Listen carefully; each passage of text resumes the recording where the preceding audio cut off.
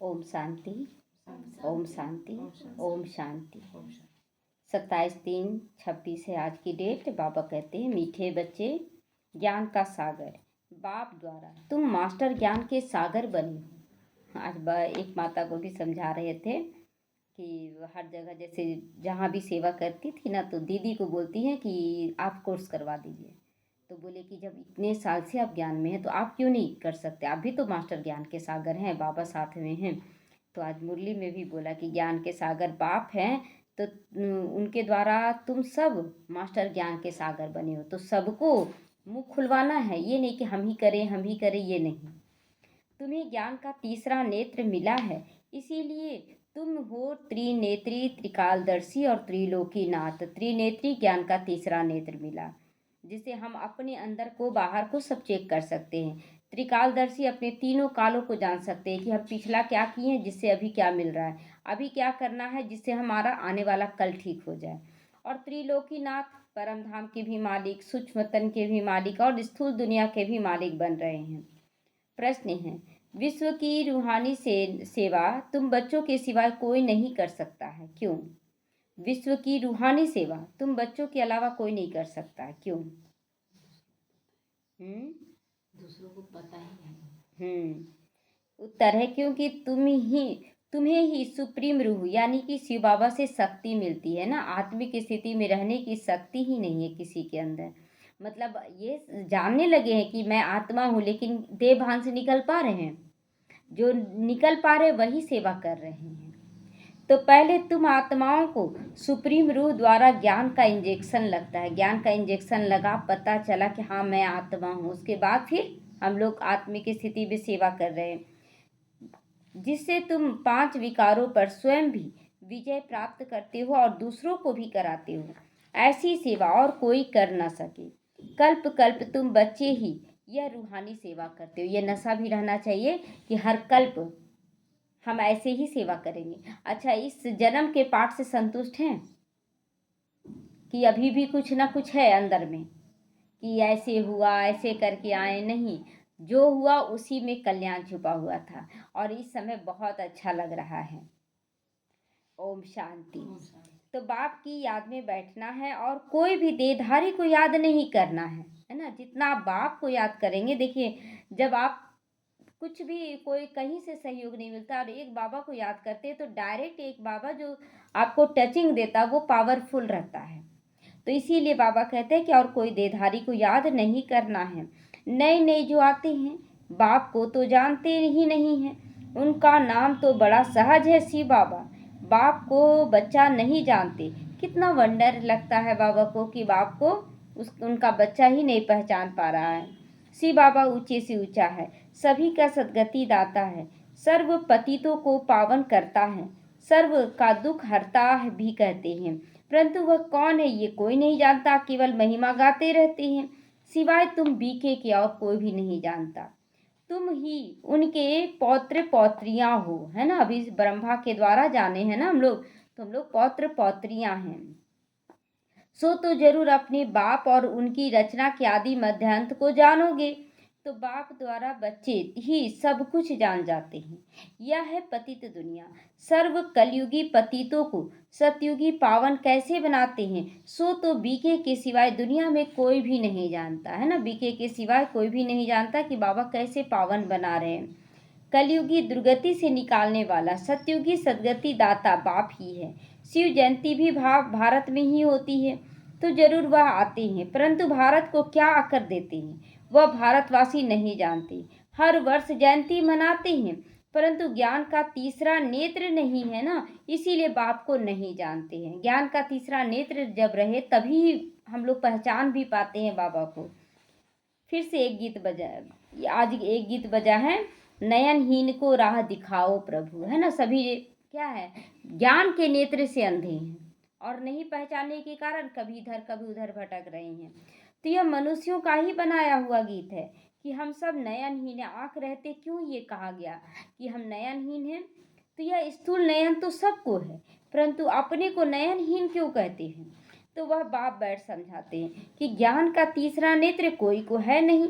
बाप को ही नहीं जानना तो यह हुआ अज्ञान। कितना भी आप पूजा पाठ कर ले, कितना यज्ञ हवन तप कर ले, लेकिन बाप को नहीं पहचान रहे हैं और सबके आगे त्वमेव माता च पिता कह रहे हैं, तो यानी कि अपने माँ बाप को हम नहीं पहचान पा रहे हैं। भिखारी की तरह कि सबके आगे जा रहे हैं, माई जी बाप जी दे रहे हैं, दे दो कर रहे हैं, लेकिन कोई भी माँ बाप नहीं बन पाया। इसीलिए आज हम लोग दुख में आते हैं। तो बाप को बाप द्वारा ही जान सको, इसको कहा जाता है ज्ञान, है ना। क्यों? क्योंकि सब हम लोग भूले हुए हैं, कोई भी बताने लायक नहीं रहा, तो बाप के द्वारा ही हम बाप को जान सकते हैं। तो बाप ज्ञान का तीसरा नेत्र देते हैं, जिससे तुम सारी रचना की आदि मध्य अंत को जानते हो। ज्ञान के सागर के बच्चे, तुम भी मास्टर ज्ञान के सागर बन जाते हो। बन रहे ना, कितना ज्ञान आ गया सबके अंदर। तो तीसरा नेत्र माना ही त्रिनेत्री, त्रिकालदर्शी, त्रिलोकी नाथ बन जाते हो। ये तीनों एक साथ हमें टाइटल मिल जाता है। भारतवासी ये नहीं जानते कि ये लक्ष्मी नारायण जो सत्यु के मालिक थे, इनको यह वर्षा कैसे मिला, वह कब आए, फिर क्या कहाँ चले गए, फिर कैसे राज्य लिया, कुछ भी नहीं जानते हैं। तो वह यह देवताएं पावन है ना, पावन तो जरूर बाप ही बनाएंगे। तुम भारतवासियों को बाप बैठ समझाते हैं। जो देवताओं को शिव को मानते हैं, शिव का जन्म भी भारत में हुआ ना, तो बाबा कहते हैं उनको जाके समझाओ। जो देवी देवता को मानते हैं और शिव बाबा को मानते हैं, उनको जाकर समझाना है। शिव का जन्म भारत में ही हुआ है। ऊंचे से ऊंचा है भगवान। शिव जयंती भी यहाँ मनाते हैं। जगत अम्बा, जगत पिता ब्रह्मा और सरस्वती का नाम जन्म भी यहीं होता है। जगत अम्बा, जगत पिता ब्रह्मा और सरस्वती का जन्म भी यहाँ ही होता है। लक्ष्मी नारायण का जन्म भी यही होता है कि दूसरी जगह होता है? इसी धरती पर होता है लक्ष्मी नारायण का भी जन्म। वही राधे कृष्ण हैं, यह भी भारतवासी नहीं जानते। इसीलिए मंदिर में देखते हैं ना, राधे कृष्ण का एक अलग और लक्ष्मी नारायण का एक अलग। तो ये भी कर सकते हैं कि पद अलग अलग दिखाते हैं, दोनों में पद का अंतर है, लेकिन दोनों आत्मा एक ही है। एक ही आत्मा शादी से पहले राधा कृष्ण और शादी के बाद लक्ष्मी नारायण बनती है। तो कहते हैं पतित पावन आओ, तो जरूर सब पतित है। साधु संत ऋषि मुनि आदि सब पुकारते हैं कि हमको पावन बनाने के लिए आओ। दूसरी तरफ कुंभ के मेले आदि में भी जाते हैं पाप धोने के लिए। अच्छा, साधु सन्यासी जो विकारों का त्याग कर चुके हैं, फिर भी वो कुंभ के मेले में देखिएगा सबसे ज़्यादा साधु संत दिखेंगे। तो पाप धोने जा रहे हैं, यानी कि वो भी पाप कर रहे हैं। तो समझते हैं गंगा पतित पावनी है, पुकारते हैं कि पतित पावन आओ। तो मनुष्य किसको कैसे पावन बना सकते हैं? तो बाबा बोलता है कि अच्छा, मनुष्य किसी को कैसे पावन बनाएगा, बना पाएगा? मनुष्य जो खुद ही मन के शक्ति से चल रहा, वो मनुष्य है। मनुष्य फिर आत्मा को पावन बनाएगा कैसे? तो बाबा समझाते हैं कि तुम ही पहले देवी देवता धर्म के थे, अब सब पावन थे, अभी सब पतित बन गए हो। कहते हैं ना कि राह बताओ नयनहीन को, राह बताओ प्रभु। तो कहाँ की राह बताओ? तो मुक्ति और जीवन मुक्ति की राह बताओ। इसके लिए बाबा को पुकारते, ना मुक्ति में है अभी, ना जीवन मुक्ति में है। कहते हैं बाबा जीवन मुक्ति की राह बताओ, है ना। हमारे में 5 विकार हैं बाबा। हम सब स्वर्ग में थे तो निर्विकारी थे, अभी विकारी पतित बन गए हैं। अभी सभी विकारी और पतित बन गए हैं। इसका कुछ राज तो समझाओ कि कैसे पतित बन गए, कैसे पावन बनते हैं। बच्चे बोलते हैं कि हमें राज बताओ, अभी राज पता है। तो यह कोई दंत कथाएं नहीं है जो बाबा सुना रहा है, ये कोई दंत कथा है क्या? बाबा पूरा सच्चाई बता रहा है, ड्रामा का हर एक राज बता रहा है। बाप समझाते हैं श्रीमद् भागवत गीता अथवा परमात्मा द्वारा सुनाई गई गीता। श्रीमद् भागवत गीता नाम भी कितना अच्छा है ना, कि भगवान द्वारा श्रीमत देकर बच्चों के गीत गाए हैं, जिसमें उसको कहा था श्रीमद् भागवत और गीता। तो पतितों को पावन बनाने वाला है निराकार भगवान। मनुष्य को भगवान नहीं कह सकते हैं। बाप कहते हैं इतने बड़े बड़े गुरु होते हुए भी भारत इतना पतित कौड़ी जैसा क्यों बन गया? क्यों बन गया कौड़ी? इतना इतना साधु महंत आए, बहुत सारे महामंडलेश्वर आए, इतना योग तपस्या करें, फिर भी पूरा विश्व क्या हो गया? पतित बन गया, कलयुग में आ गया। तो और देखिए अभी बाबा आया है और कितनी साधारण माताओं बहनों को भाइयों को चुन रहा है, एकदम जो साधारण है, और उनके द्वारा पावन दुनिया आ जा रही है। तो ये ज्ञान है, आत्मा का ज्ञान है, जो परमात्मा ही दे सकते हैं, मनुष्य द्वारा हो ही नहीं सकता ये पाठ। तो कल की बात अब लगती है कि भारत खंड स्वर्ग था, अब कल की बात लग रही है। हाँ, अब लगता है कि हाँ कल ही हम स्वर्ग में थे। ध्यान से सुनेंगे ना, हाँ कहाँ चल जाते हैं। कल ही स्वर्ग में थे, आज प्रराज है, आज फिर कल बस आएगा। संगम में है हाँ। और अब फिर जा रहे हैं, बस यही याद रखना है। तो बाबा ने भारतवर्ष को स्वर्ग की सौगात दी थी। भारतवासी पतितों को आकर राजयोग सिखलाएं, पावन बनाया था। अब फिर बाप बच्चों के पास आया है, सेवाधारी बनकर आया है। किस बात का अहंकार, जब शिव बाबा खुद बार बार कहता है कि हम तो सेवाधारी हैं, हम तो सेवाधारी हैं। तो बाप है रूहानी सेवाधारी, बाकी तो सब मनुष्य मात्र हैं जिस्मानी सेवाधारी। सन्यासी भी जिस्मानी ही सेवाधारी है, वो रूहानी सेवाधारी नहीं है। तो यह वह पुस्तक आदि बैठ सुनाते हैं। बाप कहते मैं निराकार साकार शरीर, निराकार मैं निराकार साकार साधारण बूढ़े तन में प्रवेश करके बच्चों को आकर समझाता हूँ। इसीलिए लगाते हैं ना, बूढ़े ब्राह्मण बनकर, मतलब बूढ़े ब्राह्मण तो पहले से होगा, तो फिर बोलते बनकर, यानी कि शिव बाबा जो निराकार है वो बूढ़े ब्राह्मण बनकर कंचन महल कियो, है ना, सबको कंचन बना देते, एकदम पवित्र बनाकर, और फिर यही दुनिया को जो जेल था उसको महल के रूप में ट्रांसफर करता है। तो हे भारतवासी बच्चों, देखो रूहानी बाप रूहों को बैठ समझा रहे हैं। यह ब्रह्मा नहीं सुनाते हैं, लेकिन वो निराकार इस तन का आधार लेते हैं। शिव को तो अपना शरीर है नहीं, शालिग्राम आत्माओं को तो अपना अपना शरीर है। पुनर्जन्म में आते आते पतित बन जाते हैं, है ना, हम आत्माएं हैं ना, पुनर्जन्म में आते आते एकदम पतित बन गई। तो पतित से पावन बनाने के लिए एक पावन चाहिए, तो वो शिव बाबा है। तो अब तो सारी दुनिया पतित है, पावन तो एक भी नहीं है कोई पावन दुनिया में। तो सतो प्रधान थे, तुम ही सतो प्रधान थे, और फिर खाद पड़ने से सतो से रजो, रजो से तमो में आ गए हो, और अभी तो तमो प्रधान बन चुके हैं। तो तुम भारतवासियों के पास शिव बाबा आकर शरीर धारण करते हैं। तुम भारतवासियों के पास ही है ना, भारत में ही ना बाबा आया। तो कहते हैं ना कि लोग गए, ये कराची में बाबा आया, तो जिस समय कराची में आया था बाबा, सिंध हैदराबाद में आया, तो उस समय बंटवारा नहीं हुआ था। उस समय एक ही था, मतलब भारत ही था। वो तो बाद में बंटवारा हुआ, जैसे ही बंटवारा हुआ तो तुरंत संकल्प दिया बाबा कि भारत में ही ये ज्ञान देना है। तो फिर भारत में बाबा आया सारे बच्चों को लेकर। तो बाबा कहते हैं जिसको भागीरथ कहते हैं, शिव जो ब्रह्मा तन है वो भागीरथ है। तो मंदिरों में शंकर का चित्र दिखाते हैं, क्योंकि वह शिव शंकर इकट्ठा समझ लेते हैं। यह समझते नहीं कि शिव तो निराकार है और शंकर है आकारी।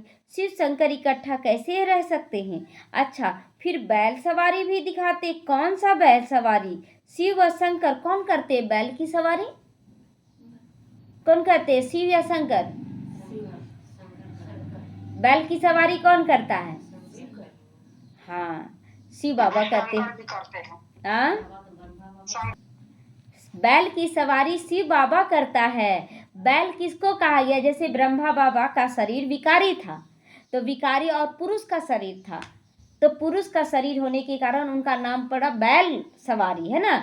और माताओं को गाय के रूप में दिखाते हैं क्योंकि स्त्री रूप है। तो शिव बाबा ने सवारी किया, ब्रह्मा बाबा का तो अपना शरीर है ही, और उसके बाद लगता बसहा बैल, तो बसहा मतलब विकारी, इसीलिए बसहा बैल। तो शंकर बैल का सवारी नहीं करते हैं, शिव बाबा बैल का सवारी करते। शिव शंकर का तो अपना है ही शरीर, आकारी शरीर।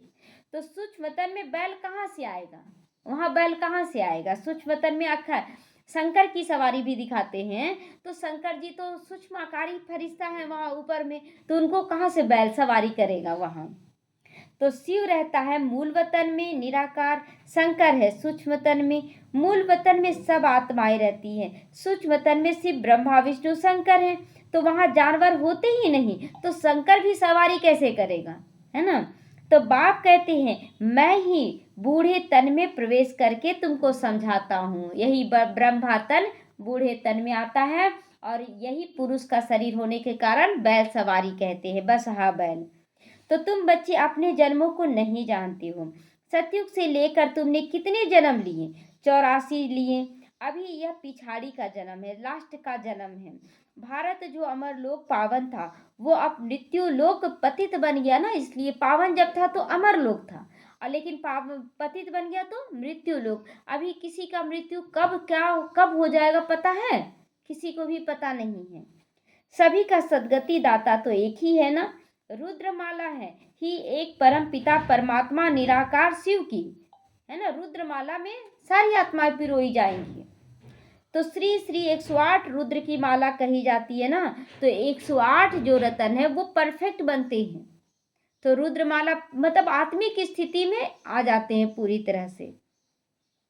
सब शिव के गले का हार है, सब शिव के गले का हार है। बाप तो है पतित पावन, सबका सद्गति दाता, सभी को वर्षा देने वाला है ना। सबको वर्षा देता, वर्षा तो सबको देता है।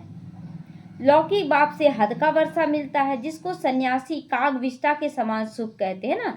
अभी देखिए, मान लीजिए कि लौकिक बाप करोड़ रुपया दिया, करोड़ रुपया दिया अपना बेटा को, और बेटा निकल गया शराबी जुआड़ी, तो क्या वो सुख मिला? है ना, तो सब खत्म कर देता है। तो इसीलिए बाबा कहते हैं अभी इस समय चाहे कुछ भी मिल जाए लौकिकता से, लेकिन वो कागविष्टा के समान ही सुख होगा, क्योंकि विकारी दृष्टि वृत्ति कृति है।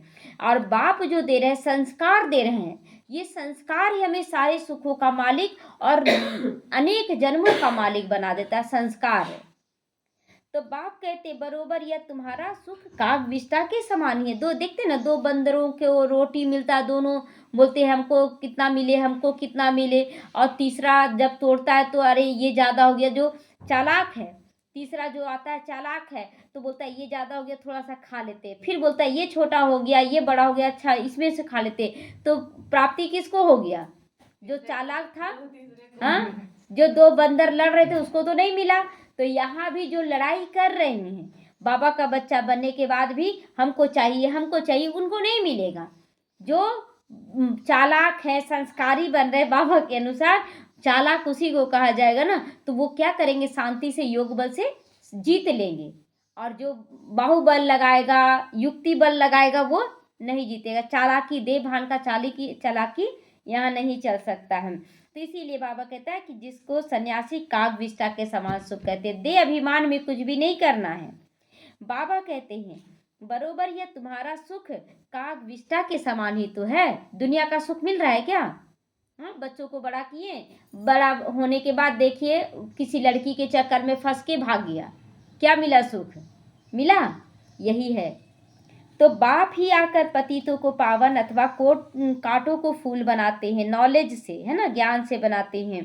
तो यह गीता की नॉलेज है। यह ज्ञान कोई मनुष्य नहीं समझा सकते। ज्ञान का सागर पतित पावन बाप ही समझा सकते हैं।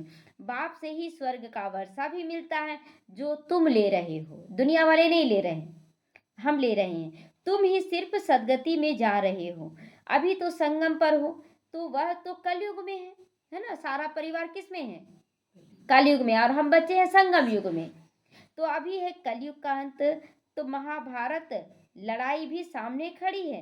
5000 वर्ष पहले भी तुम जब राजयोग सीखते थे तो भंभोर को आग लगी थी, है ना। भंभोर मतलब जो सूखा कांटा बन गए, और हमें तो कांटों से बाबा फूल बना दिया। तो फूल को आग लगेगा क्या?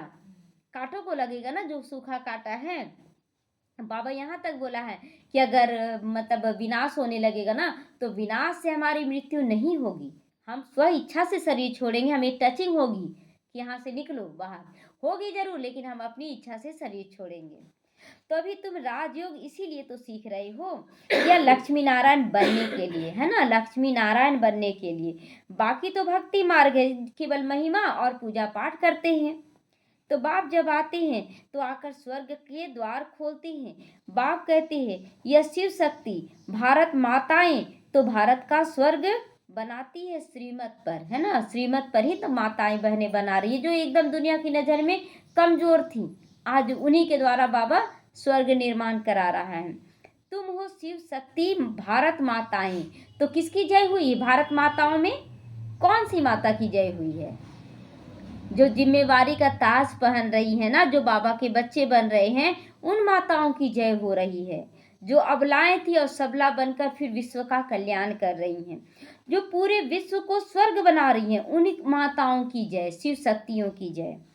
तो तुम ही तो हो शिव की औलाद, उनको ही याद करती हो। शिव से शक्ति लेकर 5 विकारों रूपी शत्रुओं पर जीत पाती हो, है ना। हम बार बार कहता है बाबा, अपने अंदर के विकारों को समाप्त करो। और हम आते के साथ ज्ञान में दूसरे के विकारों को देखने लगते हैं।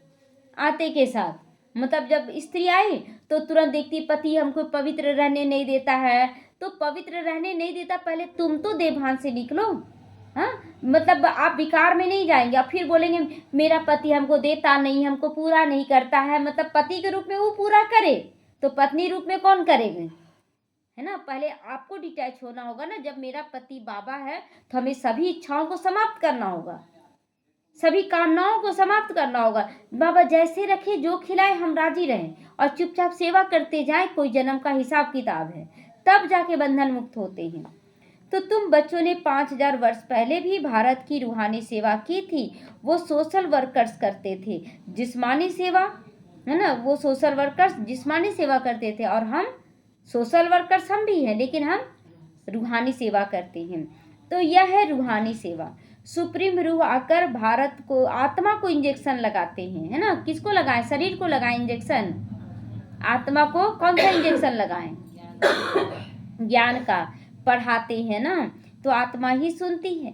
तुम आत्मा हो, तुम ही 84 जन्म लेती हो। एक शरीर छोड़ दूसरा लेती हो। 84 जन्म लेकर 84 माँ बाप बनाई हो। ये अंतिम माँ बाप है। कितना मोह रहता है ना, इतना 84 माँ बाप बना कर आए, सब माँ बाप छूट गए, अंतिम में अटक गए, है ना। आसमान से उतरे खजूर पर अटके, है ना, कि मैं आत्मा हूँ प्रैक्टिस कर रहे, लेकिन लौकिकता में फंस जाते हैं। मेरा बच्चा, मेरा पति हर जन्म में मिला है, फिर इस जन्म में ज्ञान मिला तो हम क्यों अटक रहे हैं।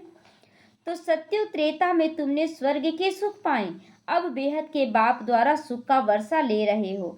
बरोबर भारत खंड में ही यह लक्ष्मी नारायण का राज्य था। वहाँ दैत्य आदि कोई भी नहीं थे। तुम जानते हो अभी पुरानी दुनिया को आग लगनी है। मैं आकर ज्ञान यज्ञ रचता हूँ। तुम सब पवित्र देवता बनते हो। देने का संस्कार, दिव्यता का संस्कार ही देवता बनाता है। तो हम सब पवित्र देवता बन रहे हैं। हजारों हैं जो देवता बनने का पुरुषार्थ करे, लेकिन पास कितने होंगे? हजारों हैं। बाबा कहते हैं हजारों हैं जो देवता बनने का पुरुषार्थ करे, लेकिन पास कितने होंगे? 9 लाख ही ना पास होंगे। हजारों हैं जो देवता बनने का पुरुषार्थ कर रहे हैं, हजारों हैं। तो कितना आया? 9 लाख में कितने हजार भी आ गए ना, 33 करोड़ आएंगे, लेकिन सारे तो नहीं बनेंगे। तो बाबा कहता है हजारों हैं जो देवता बनने का पुरुषार्थ कर रहे हैं। उस समय हजारों नाम दिया बाबा। हजारों में लाख, 9 लाख कैसे आएगा? हजारों, तो हजारों में आ गया। हजारों हैं जो देवता बनने का पुरुषार्थ कर रहे हैं।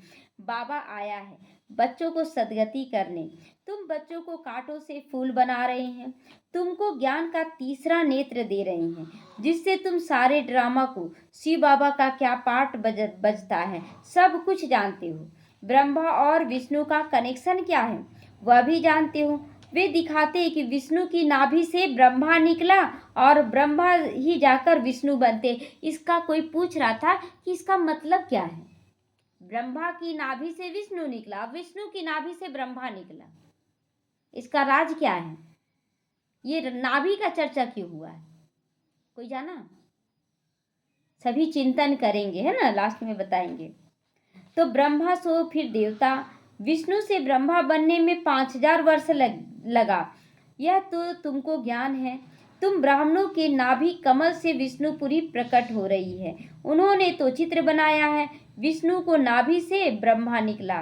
तो फिर सभी वेद शास्त्रों का सार सुनाया। अब तुम ब्रह्मा द्वारा सारा सार समझते हो। बाप कहते हैं मुख्य धर्म शास्त्र हैं 4। पहले दैवी धर्म का शास्त्र गीता है, गीता किसने गाई? शिव बाबा ने। ज्ञान का सागर पतित पावन सुख का सागर शिव बाबा है। उसने बैठ भारत खंड को स्वर्ग बनाया, न कि श्री कृष्ण बनाते हैं स्वर्ग। स्वर्ग तो शिव बाबा बनाता है। श्री कृष्ण तो मेरे द्वारा ज्ञान सुनकर फिर श्री कृष्ण बना, है ना। ब्रह्मा की आत्मा जो कृष्ण की आत्मा जो पतित बन गई है, वो फिर से ज्ञान सुनकर शिव बाबा से श्री कृष्ण बनते हैं। तो यह तो गुप्त बात हुई ना, ये सब गुप्त बात है। चित्रगुप्त गुप्त की तैयारी हो रही है, चित्र सामने है। तो नहीं नहीं बच्चे, इन बातों को समझ ना सके, सारी बातों को नहीं समझ पाते हैं। शिव बाबा ने स्वर्ग की स्थापना की, उसमें यह लक्ष्मी नारायण राज्य करते थे। अब तुम मनुष्य से देवता बन रहे हो। बाप कहते इस मृत्यु लोक दुख धाम में तुम्हारा अंतिम जन्म है। भारत अमर लोक था, वहां दुख का नामो निशान नहीं था। भारत पाकिस्तान था, भारत परिस्तान था, अब कब्रिस्तान बन गया ना। पहले परिस्तान था और अभी कब्रिस्तान। देखिए जहां तहां मौतें हो रही हैं, और कब्रिस्तान माना बहुतों का रहता है वहां। तो अभी देख रहे युद्ध में कितने मतलब शरीर छोड़ दे रहे, पता चल रहा है क्या? कब्रिस्तान ही तो है। फिर परिस्तान होगा, ये सब समझने की बातें। अब देखिए जैसे कि विनाश होता है ना, तो लोग देखकर मूंझते हैं, अरे कितना दर्द हो रहा होगा, कितना कष्ट हो रहा होगा। लेकिन वास्तव में ना उन्हें मुक्त किया जा रहा है। जब आप दिव्य दृष्टि से देखेंगे तो आत्मा शुक्रिया करिए कि बहुत सहज रीति मेरा पाप चुकतू हो गया। एकदम आसानी से बम फेंका गया और मौत हो गया उनका, आसानी से उनका शरीर छूट गया। तो वो आत्माएं शुक्रिया करती कि बाबा आपने तो मुझे सहज मौत दे दी, मेरे पाप चुकतू करवा दिए। तो इसमें दुख है, लेकिन सामने से आप बोलेंगे इतने लोग मर रहे हैं, दुख तो होगा ना, कष्ट तो होगा ना। नहीं, बहुत सारा पाप किया हुआ है ना, तो वो जल्दी जल्दी चुकतू हो रहा है। तो यह सब समझने की बातें। यह मनुष्य से देवता बनने की पाठशाला, यह कोई सन्यासियों का सत्संग नहीं है। तो ये जहाँ बैठ शास्त्र सुनाया जाए, इन बातों को नया कोई समझ ना सके जब तक 7 दिन का कोर्स नहीं किया। इस समय भक्त तो सब मनुष्य मात्र हैं, उन्हों की आत्मा भी याद करती है। परमात्मा एक मासूक के सब आशिक है ना, सब भगवान को चाहते हैं ना, तो चाहने वाला आशिक होता है एक मासूक को। बाप आकर सचखंड बना रहे हैं। सचखंड माना आत्मा के अनुसार चलने वाली दुनिया। तो सचखंड बना रहे। आधा कल्प के बाद फिर रावण आकर झूठ खंड बनाता है। अभी है संगम। ये सब समझने की बातें हैं ना, ये सब समझना है। अच्छा, मीठे मीठे सीख लदे बच्चों प्रति माता पिता बाप दादा का याद प्यार और गुड मॉर्निंग। रूहानी बाप की रूहानी बच्चों को नमस्ते। हम रूहानी बच्चों की रूहानी माता पिता बाप दादा को याद प्यार, गुड मॉर्निंग और नमस्ते नमस्ते। शुक्रिया बाबा, शुक्रिया। हम रहेंगे सदा हंसते हंसते, शिव बाबा के साथ जाएंगे परम धाम, आएंगे बैकुंठ में हंसते हंसते। ओम शांति। धारणा के लिए आज मुख्य सार है, बाप की श्रीमत पर चलकर सच्ची सच्ची रूहानी सेवा करनी है। सर्वशक्तिमान बाप से शक्ति लेकर 5 विकारों रूपी शत्रुओं पर विजय प्राप्त करनी है। बाबा से शक्ति लेकर, क्योंकि बिना बाबा की शक्ति के हम लोग नहीं कर पाते हैं। मनुष्य से देवता बनने के लिए पवित्र तो जरूर बनना है। नॉलेज को धारण कर कांटे से फूल बनना है और बनाना है। कांटों से फूल जब हम खुद नहीं बनेंगे तो दूसरों को खुशबू कैसे मिलेगी, है ना। हम खुद कांटे हैं और सामने वाले को बोल रहे हैं कि आप अच्छे हो जाओ, ये हो सकता है क्या? ज्ञान किसको मिल रहा है? हमें मिल रहा है। वरदान है, विनाश के समय पेपर में पास होने वाले आकारी लाइट रूपधारी भवा। विनाश के समय पास होना है। विनाश के समय पेपर में पास होने व सर्व परिस्थितियों का सामना करने के लिए आकारी लाइट रूपधारी बनो, जिसमें विनाश होने का होता है। जैसे सामने बाढ़ आ गया तो उसमें डरे नहीं, मैं आत्मा हूँ, मुक्त होने जा रही हूँ, तो एकदम लाइट हो जाएंगे तो बाढ़ भी आकर रुक जाएगा। बोलते हैं ना बाबा, 4 कदम पहले रुक जाएगा। तो जब चलते फिरते लाइट हाउस हो जाओगे तो आपका ये रूप शरीर दिखाई नहीं देगा। जैसे पाठ बजाने समय चोला धारण करते हो, कार्य समाप्त हुआ, चोला उतार दिया। तो 1 सेकंड में धारण करो और 1 सेकंड में न्यारे हो जाओ। जब यह अभ्यास हो जाएगा तो देखने वाले आपसे अनुभव करेंगे कि यह तो लाइट के वस्त्रधारी, जैसे ब्रह्मा बाबा से अनुभव लोग करते थे कि ब्रह्मा बाबा अभी अभी शरीर में और अभी अभी जैसे लोप हो गए हैं, अव्यक्त हो गए। लाइट ही इन्हों का श्रृंगार है, हमारा श्रृंगार लाइट है। स्लोगन है, उमंग उत्साह के पंख सदा साथ हो तो हर कार्य में सफलता सहज मिल जाती है। अव्यक्त इशारे। निश्चय के फाउंडेशन को मजबूत कर सदा निर्भय और निश्चिंत बनो। बाप सर्वशक्तिमान है, उसका हाथ पकड़ने वाले पहुँचे कि पहुँचे। जो बाबा का हाथ पकड़े हुए हैं वो मंजिल तक पहुँचे कि पहुँचे। यह हमेशा विश्वास रखो, फेथ रखो। चाहे खुद भले कमजोर भी हो, लेकिन अगर साथी मजबूत है तो पहुँचेंगे कि नहीं? पहुँच जाएंगे ना। तो इसीलिए पार तो हो जाओगे। सदा ऐसे निश्चय बुद्धि विजयी रतन है, इसी स्मृति में रहो। बीती सो बीती, बिंदी लगाकर आगे बढ़ो। अगर पीछे हार भी हुआ है तो उस हार से सीखो कि क्या गलती हुआ है, और फिर और पावरफुल होकर बाबा से शक्ति लेकर आगे बढ़ना है। विशेष नोट, आज प्यारे बाप दादा की अति लाडली देश विदेश की सभी ब्राह्मण परिवार की जो जान, हम सबके दिलों पर राज करने वाली मीठी दादी जानकी का पुण्यतिथि स्मृति दिवस है। दादी जी ने 104 वर्ष की आयु तक विदेही व जीवन मुक्त स्थिति में रहकर ज्ञान दान के साथ साथ गुणों का दान करती रही। पूरे परिवार की अलौकिक पालना की है। उनकी सार गर्भित अनेक ज्ञान के गुह्य रहस्यों से भरपूर क्लासेस सभी का मार्गदर्शन करती रही हैं, है ना। बाबा दादी जान की बहुत गुह्य रहस्य आत्मचिंतन करके निकालती थी और क्लासेस करवाई हैं। आज भी उनकी छत्र छाया और उनके द्वारा मिली हुई अनमोल शिक्षाएं अनेक ब्राह्मण वत्सों के कानों में गूंजती रहती है। दादी जी सच्चाई, सफाई और सादगी की प्रतिमूर्ति थी। दादी जी द्वारा मिली हुई अनेक अनमोल शिक्षाओं में से कुछ शिक्षाएं लिख रहे हैं। सभी इन्हें आत्मसात करना है। तो पहला है, अपने सूक्ष्म अभिमान को परख कर उसे जल्दी से खत्म करना ही अपने को आशीर्वाद करना है। अपने अंदर सूक्ष्म अहंकार भी नहीं आना चाहिए कि हम निकाल रहे हैं। ये तो हमारा सौभाग्य, जो बच्चे जिज्ञासु आ रहे हैं हमारे पास। अगर वो ना आए तो हम लोग तरसते हैं ना कि सेवा मिले नहीं। हमेशा बोलना है कि इस जिज्ञासु के कारण मेरा पद बढ़ रहा है, इसलिए इसका शुक्रिया। तो अहंकार नहीं आएगा कि हम कर रहे हैं। दूसरा, अधिक सोचने, बोलने और चिंता करने से शक्ति खर्च होती है। साइलेंस में रहो, शक्ति जमा करो, है ना। ज़्यादा सोचना नहीं है, ज़्यादा बोलना नहीं है और चिंता नहीं करना है। दादी जानकी ये सब करके सिखलाई हैं। किसी की गलती चित्त पे ना रखो, चित्त साफ रखो और चैन से रहो, है ना। कोई और गलती किया और हम चिंता करते रहें तो नहीं। सुधारना अलग बात है, लेकिन उसकी गलती से हम खुद ग्लानि से मर जाएं, ये नहीं। तो बाबा मम्मा दादी कहती हैं कि चित्त को साफ रखो और चैन से, सुकून से रहो। समझ से व्यर्थ व नेगेटिव को खत्म कर दो तो शांति प्रिय बन जाओगे, है ना। व्यर्थ और नेगेटिव से अशांति होती है। बाबा से प्राइज लेनी है तो नियमों पर चलो। जो बाबा के बताए हुए नियम है उस पर पूरा एक्यूरेट चलना है। थोड़ा भी कहाँ लगाव झुकाव ना रहे। कहीं भी लगाव झुकाव है तो आप आगे नहीं बढ़ पाएंगे।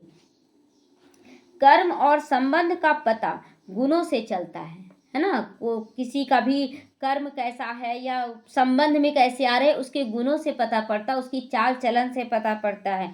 इसीलिए कर्म में रूहानियत और संबंध में सच्चाई हो, है ना। हम बोले अभी क्या एग्जाम्पल पड़ा कि पति से बोल रहे हम पवित्र रहेंगे और लेने के लिए आगे बढ़ रहे हैं कि हमको पति पूरा नहीं करता, तो सच्चाई है? सच्चाई तो नहीं है ना।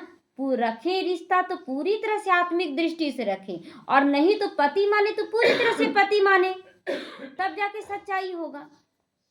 तो नम्रता और सत्यता को अपना साथी बना लो तो हर बात एक्यूरेट होगा। नम्रता भी और सत्यता भी अगर दोनों आ जाती है तो बाबा कहते तो साथी बना लो तो सब कुछ एक्यूरेट चलेगा।